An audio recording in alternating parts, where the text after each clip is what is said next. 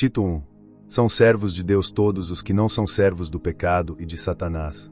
Toda a verdade do Evangelho é conforme a piedade, e ensina o temor de Deus. A intenção do Evangelho é produzir esperança e fé, tirar a mente e o coração do mundo e elevá-los ao céu e às coisas do alto. Quão excelente é, então, o Evangelho que desde os primeiros tempos foi o tema da promessa divina e quanta gratidão lhe devemos por nossos privilégios. A fé vem pelo ouvir, e o ouvir pela palavra de Deus, e quem for assim chamado, deve pregar a palavra. A graça é o favor gratuito de Deus e a aceitação dele, e a misericórdia, os frutos desse favor, são o perdão dos pecados, e a liberdade de todas as misérias, tanto aqui como no além. A paz é o efeito e fruto da misericórdia, a paz de Deus por meio de Cristo que é nossa paz, e paz com as criaturas e com nós mesmos. A graça é a fonte de todas as bênçãos. A misericórdia, a paz e todo o bom surgem dela. O caráter e as qualidades dos pastores, aqui chamados anciãos e bispos, concordam com o que o apóstolo escreveu a Timóteo. Já que os bispos e inspetores do rebanho devem ser exemplo para eles, e os mordomos de Deus para cuidarem dos assuntos de sua casa, há muita razão para que sejam irrepreensíveis. Indicasse claramente o que não devem ser e o que devem ser como servos de Cristo e ministros eficientes da letra e a prática do Evangelho. Aqui se descreve o espírito e o costume que corresponde aos tais, que devem ser exemplo de boas obras. Descrevem-se os falsos mestres. Os ministros fiéis devem opor-se a eles no momento oportuno para que a loucura deles seja manifesta, para que não sigam adiante. Tinham uma baixa finalidade no que faziam, servindo um interesse mundano sob pretexto da religião, porque o amor pelo dinheiro é a raiz de todo o mal. Os tais devem ser resistidos e envergonhados, pela sã doutrina das Escrituras. As ações vergonhosas, a repreensão dos pagãos, devem estar longe dos cristãos, a falsidade e a mentira, a astúcia invejosa e a crueldade, os costumes brutais e sensuais, a ociosidade e a preguiça, são pecados condenados até pela luz da natureza. Mas a mansidão cristã dista tanto do dissimulo cobarde do pecado e do erro como da ira e da impaciência. Embora haja diferenças nacionais de caráter, contudo, o coração do homem de toda época e lugar é enganoso e perverso. Porém, as repreensões mais agudas devem apontar para o bem do repreendido. A fé sadia é muito desejável e necessária. Nada é puro para os que são corrompidos e incrédulos. Eles abusam e fazem pecado das coisas boas e lícitas. Muitos professam conhecer a Deus, mas em suas vidas o negam e rejeitam.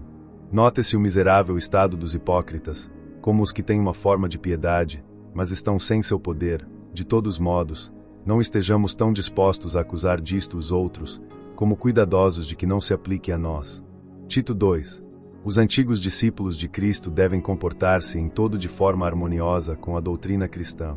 Os anciãos devem ser sóbrios, que não pensem que o deterioro da natureza justifica qualquer excesso, mas busquem consolo na comunhão mais íntima com Deus, não em concessões indevidas. A fé opera por amor e deve ver-se no amor, o de Deus por si mesmo e o dos homens por amor a Deus. As pessoas mais velhas tendem a ser irritáveis e temerosas, portanto, é necessário cuidá-las.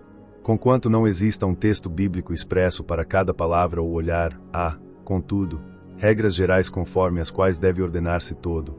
As mulheres jovens devem ser sóbrias e discretas, porque muitas se expõem a tentações fatais pelo que no princípio pôde ter sido somente uma falta de discrição. Agrega-se a razão, para que não seja blasfemada a palavra de Deus. Falhar nos deveres é uma grande recriminação ao cristianismo. Os jovens são dados a ser ansiosos e precipitados, portanto, devem ser chamados com seriedade a que sejam sóbrios. A gente jovem que se estraga-se mais pelo orgulho que por qualquer outro pecado. Todo o esforço do homem piedoso deve ser para silenciar as bocas dos adversários. Que sua própria consciência responda à sua retidão. Que glória é para o cristão quando a boca que se abre em sua contra não pode achar nada de mal para falar dele. Os servos devem conhecer e cumprir seu dever para com seus amos terrenos, com referência ao amo celestial. Ao servirem a um amo terreno conforme a vontade de Cristo, ele é servido, os tais serão recompensados por ele.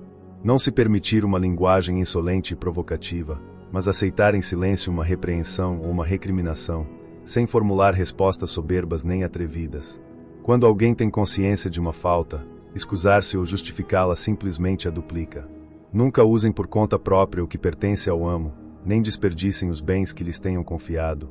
Demonstre toda essa boa fidelidade para utilizar os bens do amo e fomentar seu progresso. Se não foram fiéis no que é de um outro homem, quem lhes dará o que é próprio? LC 16.12. A religião verdadeira é uma honra para os que a professam e eles devem enfeitá-la em todas as coisas. A doutrina da graça e a salvação pelo Evangelho é para que todas as categorias e estados do homem. Nos ensina a deixar o pecado, a não ter mais relação com este. A conversação terrena e sensual não convém à vocação celestial. Ensina a tomar consciência do que é bom. Devemos olhar a Deus em Cristo como objeto de nossa esperança e adoração. A conversação do Evangelho deve ser uma conversação boa. Note-se aqui nosso dever em poucas palavras: negar a impiedade e as luxúrias mundanas, viver sóbria, reta e piedosamente, apesar de todas as armadilhas, tentações, exemplos ruins, maus costumes e vestígios do pecado no coração do crente, com todos seus obstáculos. Nos ensina a buscar as glórias do outro mundo. Na manifestação gloriosa de Cristo, se completará a bendita esperança dos cristãos. Levar-nos à santidade e à felicidade era a finalidade da morte de Cristo.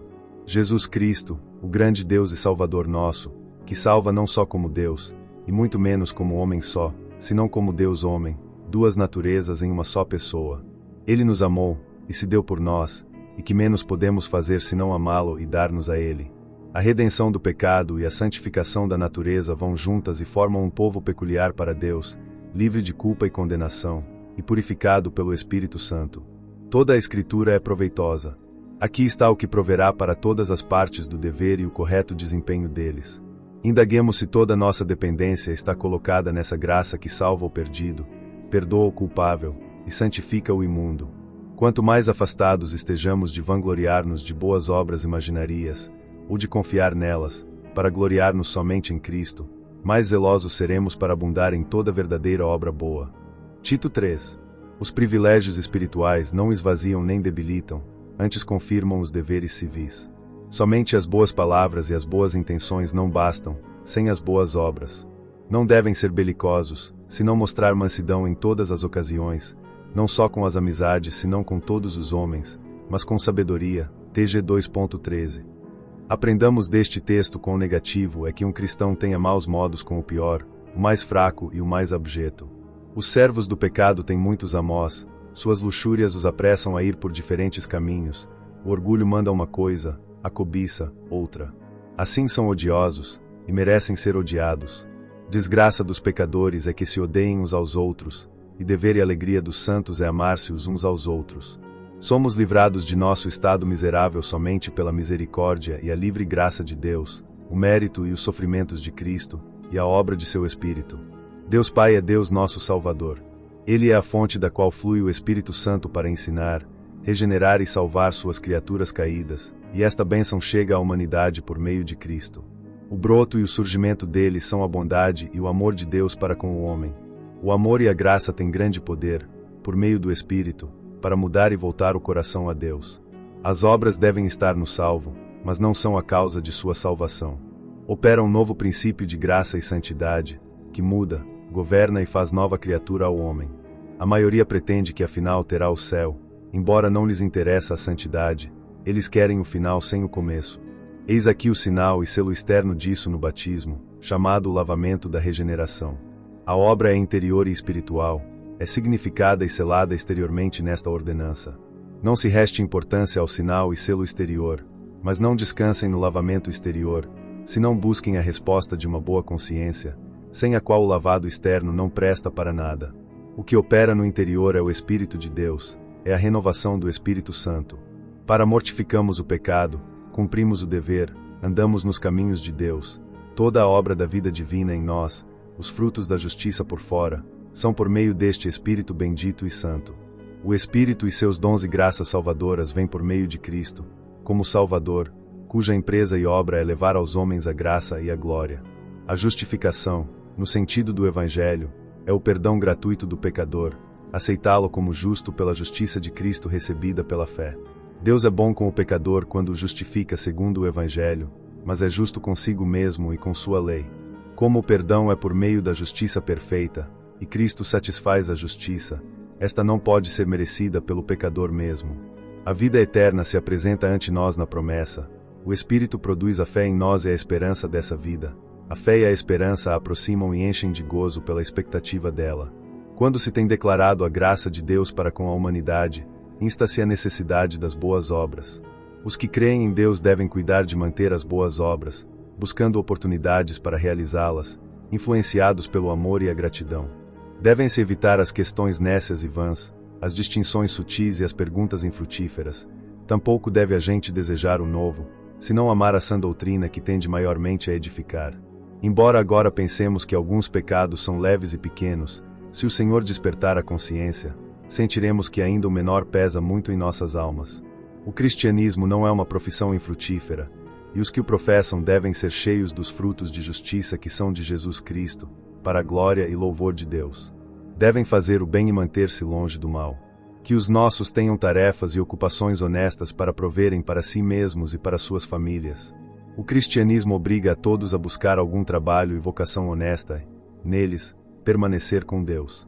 O apóstolo termina com expressões de consideração amável e uma oração fervorosa: a graça seja com todos vocês, o amor e o favor de Deus, com seus frutos e efeitos, para os casos de necessidade, e abundem neles em suas almas cada vez mais.